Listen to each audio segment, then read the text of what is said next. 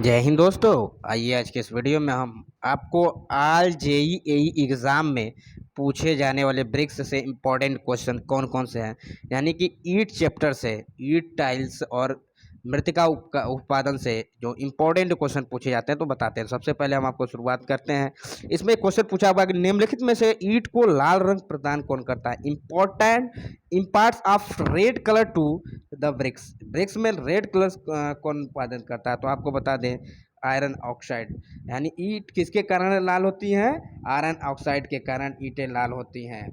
और iron oxide की मात्रा जो है कितना, अगर ये क्वेश्चन पूछे कि 5% से ज़्यादा आयरन ऑक्साइड की मात्रा होने पर क्या हो जाता है, तो ईंट का रंग जो है काला हो जाता है, अन्यथा यह लाल होता है। चलते हैं अगले और जबरदस्त क्वेश्चन की तरफ। हमारा अगला और ज़बरदस्त क्वेश्चन है,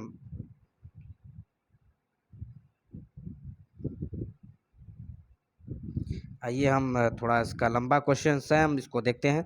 तो प्रथम श्रेणी की जो ईंट है कि न्यूनतम संपीड़न सामर्थ्य पूछा है। जो फर्स्ट क्लास ब्रिक है उसकी न्यूनतम संपीड़न सामर्थ्य पूछा है। फर्स्ट क्लास ब्रिक की न्यूनतम संपीड़न सामर्थ्य कितना होता है? देखिएगा आल जेईई एग्जाम में आया हुआ है, तो आपको बता दें यह जो है कितना होता है, 10 न्यूटन पर mm स्क्वायर होता है। कितना होता है? 10 न्यूटन पर mm स्क्वायर। चलते हैं अगले क्वेश्चन की तरफ। आपको बता दें कि प्रथम श्रेणी की ईंट अपने भार का 1/6 से अधिक जल अवशोषित नहीं करती। इनका भार कितना है? 2.5 से 3 kg तक होता है। प्रथम श्रेणी की जो ईंट की संपीड़न सामर्थ्य होती है 105 kg सेंटीमीटर प्रति सेंटीमीटर, या जो है 10.5 न्यूटन पर mm स्क्वायर से कम नहीं होनी चाहिए। अब चलते हैं। या दो ईंटों को आपस में टकराने पर साफ धात्विक ध्वनि होती है, एक विशेष होती है। प्रथम श्रेणी की जो ईंटें होती हैं ठोस और अच्छी पकी हुई मानक आकार की, इनका लाल रंग होता है। चलते हैं अगले और जबरदस्त क्वेश्चन की तरफ। भारतीय मानक के अनुसार ईंटों की जो लंबाई जांचने के लिए कितनी ईंटों को लिया जाता है?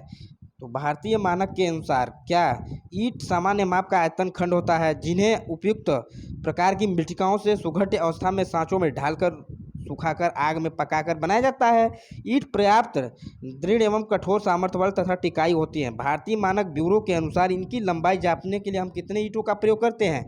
20 ईंटों का प्रयोग करते हैं। फ्रॉग, फ्रॉग शब्द जानते हैं, जैसे ईंटों में फ्रॉग क्या ऐसे होता है? तो मैं बता दूं, ब्रिक्स में जो फ्रॉग होता है, जैसे आप देखे होंगे बहुत सी ईंटें हैं जिनमें बीचों बीच आपको कुछ गड्ढानुमा होता है, उसमें अपनी ईंट वाला अपना कंपनी नाम डालता है। तो बस उसमें वही पूछा है कि उसको क्या करते हैं, इसका अर्थ क्या है फ्रॉग शब्द का? तो तैयार ईंट के चपटे भाग पर एक तरफ दिल्ला यानी फ्रॉग लगा होता है, जिस पर ईंट निर्माता का नाम या कोड शब्द होता है, जिसकी लंबाई 10 सेंटीमीटर, चौड़ाई 4 सेंटीमीटर होती है। चिनाई करते समय ऊपर की तरफ रखकर इसमें मसाला भरकर दीवार की चिनाई किया जाता है। तो इसका ऑप्शन होगा सी, क्या? ईंट के फलक पर ऑर्नामेंट। चलते हैं अगले जबरदस्त क्वेश्चन की तरफ। हमारा अगला और जबरदस्त क्वेश्चन क्या है? फर्स्ट प्रथम श्रेणी की जो ईंट के लिए जल अवशोषण होना चाहिए। बहुत बेहतरीन क्वेश्चन, आप खुद देखते होंगे कि कितनी बार ये एग्जाम में आया हुआ है। तो आपको मैं बता दूं कि अपने भार का कितना कहे थे हम? 1/6। तो ये अपने भार का 20% या 1/6 भाग से अधिक पानी नहीं अवशोषण करना चाहिए। संपीड़न सामर्थ्य की बात हमने अभी बताया था 105 पिछले वाले में, इसका भार बताया था 2.75 से 3 किलोमीटर होती है। ठीक, ये जो है इसकी सारे क्राइटेरिया है। चलते हैं अगले और जबरदस्त क्वेश्चन की तरफ। हमारा अगला और जबरदस्त क्वेश्चन है, अब एक क्वेश्चन पूछा जाएगा कि फर्स्ट क्लास ब्रिक की जो हमें विशेषताएं बताइए, प्रॉपर्टीज बताइए। तो इसकी सतह पर नाखून से खुरचने पर कोई निशान नहीं बनना चाहिए। दो ईंटों को आपस में टकराने पर इस पर धात्विक ध्वनि उत्पन्न होनी चाहिए। प्रथम श्रेणी की जो ईंट की संपीड़न सामर्थ्य है 105 kg प्रति सेंटीमीटर स्क्वायर से कम नहीं होना चाहिए। फर्स्ट क्लास ब्रिक की जो एक 1.5 मीटर की ऊंचाई से गिराने पर यह टूटनी नहीं चाहिए। एक बार आप प्रयास करिएगा। फर्स्ट क्लास ब्रिक को 24 घंटे पानी में डुबोए रखने पर अपने भार का 1/6 या 20% से अधिक पानी अवशोषण नहीं करना चाहिए। फर्स्ट क्लास ब्रिक पूर्णतः लोना या उत्फलन मुक्त होना चाहिए। ईंट का भार हमने बता दिया 2.75 से 3 kg के मध्य होना चाहिए। इसका रंग जो है लाल होना चाहिए। ईंट की माप में मानक माप से ±3 mm से अधिक भिन्नता नहीं होनी चाहिए। आइए चलते हैं ईंट उत्पादन की प्रक्रिया में निम्नलिखित में से किस ऑपरेशन में पग मिल का प्रयोग किया जाता है? अब बात की है पग मिल की, तो पग मिल का उपयोग किस में किया जाता है? तो आइए हम बताते हैं। ईंट उत्पादन की प्रक्रिया में पग मिल का उपयोग जो है किसमें होता है? तो ईंट उत्पादन प्रक्रिया में पग मिल या रोंद चक्की का प्रयोग किया जाता है, जो ईंट तैयारी मिट्टी की तैयारी करता है, जिसमें टेम्परिंग करता है। पग मिल से भली भांति प्रकार से गुथी हुई मिट्टी प्राप्त होती है। पग मिल के ऊपरी व्यास जो होता है पूछा जाता है 1.25 मीटर तथा निचला व्यास 0.90 मीटर होता है और ऊंचाई 1.5 से 2 मीटर तक होती है। चलते हैं अगले क्वेश्चन की तरफ। मिट्टी, पानी और अन्य सामग्री के मिश्रण द्वारा ईंटों को बनाने की प्रक्रिया को क्या कहते हैं? तो इसको कहते हैं नीडिंग यानी गूंथना। तो है, बता दें कि इसको मिलाकर ईंट बनाने के लिए इसको गूंथा जाता है। इसके लिए 25 से 30% पानी मिलाकर अच्छी तरह से गूंथा जाता है। पंगिंग की गई मिट्टी को साँचे में भरकर उसके आयतन में ढलाई किया जाता है, जिसे हम माउंडलिंग कहते हैं। बड़े पैमाने पर ईंट को मिट्टी में गूंथने के लिए पग मिल में मिलाया जाता है। लगभग एक दिन में 15,000 ईंटें तैयार करने के लिए मिट्टी तैयार की जाती है। एक और ज़बरदस्त क्वेश्चन आया हुआ है, इसका हम आपको बता दें। ये क्वेश्चन पूछा है, निम्नलिखित में से ईंट बनाने के लिए क्या अच्छा है? तो मैं बता दूं, इसके लिए बता दें, ईंट बनाने के लिए जो अच्छा है तो क्या क्या है? तो सिलिका, ये कितना पाया चाहिए? 50 से 60%। कितना? SiO2 कितना? 50 से 60%। ठीक। नेक्स्ट बता दें, मृतिका 20 से 30%, चूना 2 से 5%, लौह ऑक्साइड 3 से 5% और मैग्नीशियम, सोडियम, पोटेशियम 1%। ये जो है इसको गूंथते हैं तो इसको मौसमी मिट्टी में ले जाकर मिलते हैं। चलते हैं अगले और ज़बरदस्त क्वेश्चन की तरफ। एक अच्छे ईंट में सिलिका का प्रतिशत किसके बीच होता है?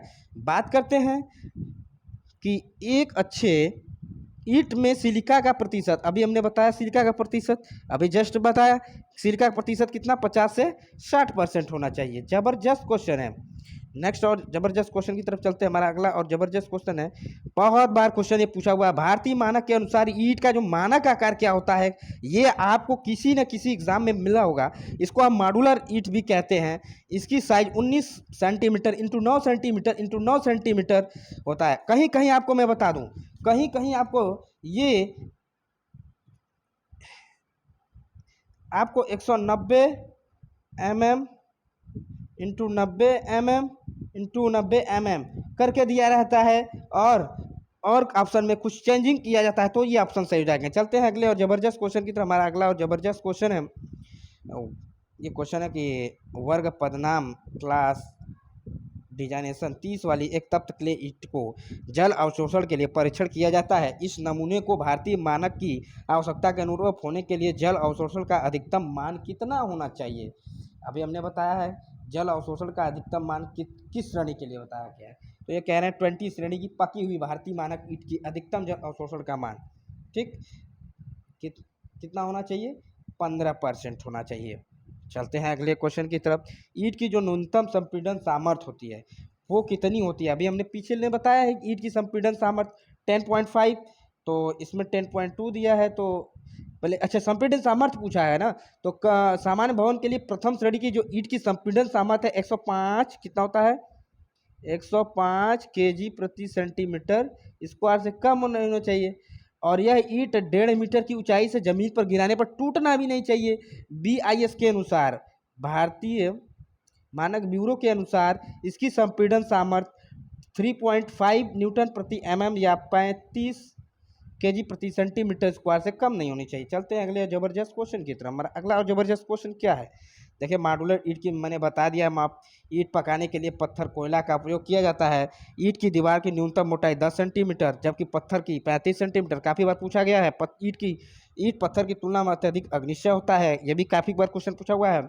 ईंट की मिट्टी का प्रमुख घटक बालू या सिलिका होता है, जो 50 से 60% पाया जाता है। ईंट की मृत्तिका में एल्युमिनियम की मात्रा आवश्यक से अधिक होने पर ईंट सूखने पर सिकुड़ जाती है और पकने पर टेढ़ी हो जाती है। ये भी क्वेश्चन पूछा गया है। ईंट की मृदा में चूना गालक फ्लक्स का कार्य करता है। पूछता है ईंट की मृदा में चूना का क्या कार्य है? तो गालक यानी फ्लक्स का काम करता है। ईंट निर्माण में उपयुक्त मृदा यानी कि बालू का मात्रा कितना होना चाहिए? 50 से 60, चूना 2 से 5%, चिकनी मिट्टी या एल्युमिनियम 20 से 30%, ठीक, लौह ऑक्साइड 3 से 5%, मैग्नीशियम सोडियम पोटेशियम 1%। ईंट को अपना विशेष रंग प्रदान करने के लिए लॉ ऑक्साइड का कारण होता है। ईंट की जो मिट्टी तैयार करने के लिए पगमिल का प्रयोग किया जाता है। किसका प्रयोग किया जाता है? पगमिल का। प्रथम श्रेणी की ईंट की संपीड़न सामर्थ्य 105 केडी प्रति सेंटीमीटर स्क्वायर से कम नहीं होनी चाहिए।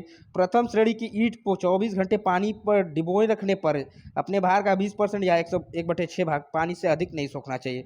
द्वितीय श्रेणी की ईंट का संपीड़न सामर्थ्य 70 केजी सेंटीमीटर स्क्वायर होता है, इससे कम नहीं होना चाहिए। ईंट की संपीड़न सामर्थ्य ज्ञात करने के लिए उस पर 140 केजी प्रति सेंटीमीटर स्क्वायर प्रति मीटर की दर से भार लगाया जाता है। ईंट सामान्य ईंट का जो 900 डिग्री का तापमान पर अग्निशः ईंट का 17 से अधिक तापमान पर पकाया जाता है। जबरदस्त क्वेश्चन। प्रथम श्रेणी की ईंट का जल अवशोषण क्षमता उसके भार के, अभी हमने बताया कितना, 20%। 20% ऑप्शन में नहीं है तो लगभग कितना परसेंट माना जाता है? 16.6%। ठीक। मिट्टी में मृतिका सिलिका की अधिकतम मात्रा, बात करते हैं मिट्टी में सिलिका की अधिकता से क्या होता है? अधिकता से क्या होता है? सिलिका जो है ईंट की मिट्टी का प्रमुख घटक होता है। मिट्टी में इसकी मात्रा 50 से 60% होती है। यह ईंट को सिकुड़ने, दरार पड़ने, टेढ़ा होने तथा फटने से रोकता है। ईंट को सही आकार इसी वजह से ढाला जाता है। सिलिका ईंट की सामर्थ्य को बढ़ाता है और इसके कोनों व किनारों को मजबूती प्रदान करता है। ईंट में बालू की मात्रा अधिक होने पर ईंट भंगुर और किनारे पर सिकुड़ जाता है। तो इसका राइट आंसर हो जाए लॉस ऑफ कोहेशन, यानी सहजन की कमी के कारण होता है। चलते हैं अगले और जबरदस्त क्वेश्चन की तरफ।